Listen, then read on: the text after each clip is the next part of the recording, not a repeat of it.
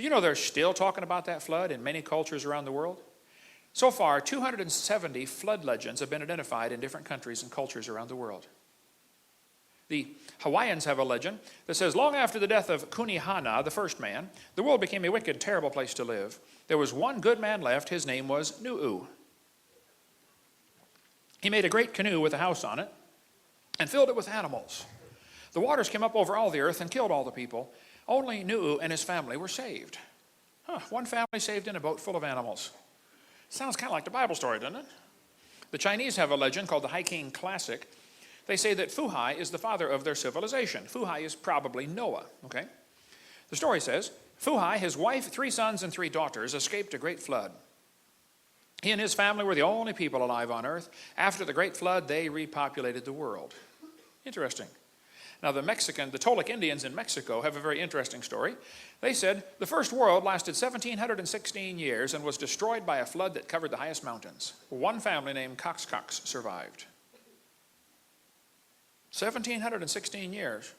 Well, the Bible dates add up to 1656 from the creation to the flood. But that's not bad for a legend 4,000 years old. Question, why would there be nearly 300 flood legends? I think it's because there was a flood. That's my theory. Okay.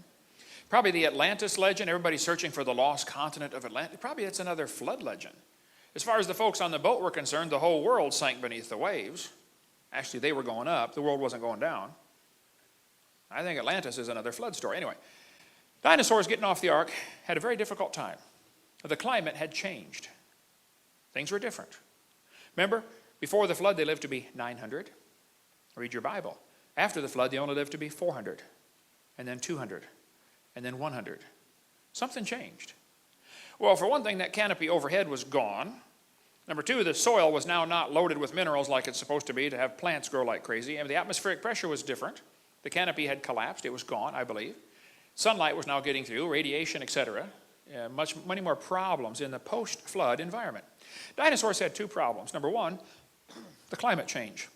Number 2, was probably worse, people hunted them. They killed them. Now, they didn't call them dinosaur, though.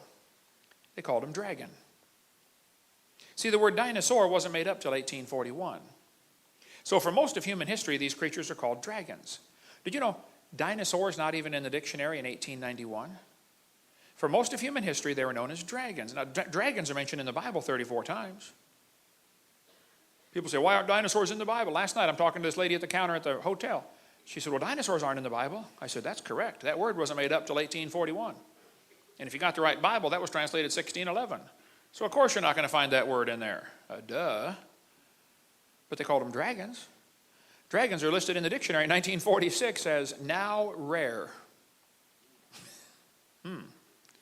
As the population of people began to grow after the flood, the population of dragons began to go down.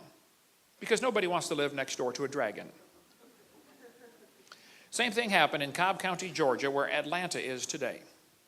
Do you realize how many grizzly bears there are roaming around the woods right now near Atlanta, Georgia? 0. Do you know how many there were just 300 years ago? Hundreds. What happened to the grizzly bears in Cobb County, Georgia? Well, as people move in and civilize an area, the big ferocious animals are killed off or driven off. Happens everywhere. If it came on the evening news tonight that there were 5 grizzly bears roaming around Cobb County, you know what would happen by 6 o'clock in the morning? They'd all be dead. Because every redneck in 4 states would be out there with a rifle trying to shoot one. Right? And whoever could shoot the biggest one would be a hero. They'd have his picture on the front page. Hey, Bubba shot the grizzly bear and saved the village. Yeah, he did. Well, that's exactly what happened to the dragons. Man, if you could figure out a way to kill a dragon, they'd be telling stories about you around the campfire from now on. People killed dragons for meat because they were a menace, to prove you're a hero, to prove you're superior, competition for land, or for medicinal purposes. Many ancient recipes call for dragon blood, dragon bones, dragon saliva. Why? Gilgamesh is famous for slaying a dragon. A Chinese legend tells about a guy named Yu that surveyed the land of China. It says after the flood, he surveyed the land and divided it into sections. He built channels to drain the water off to the sea and make the land livable again. Many snakes and dragons were driven from the marshlands. Yeah, that's just normal. If you want to build a city, you got to, drive off the dragons and then build your city. I mean, it was expected. You got to drive the dragons off. Okay? Why would the Chinese calendar have 11 real animals, the pig, the duck, the dog, and a dragon? Why would they put a mythical animal in there? Could it be that at the time they came up with these 12 symbols, there were 12 real animals?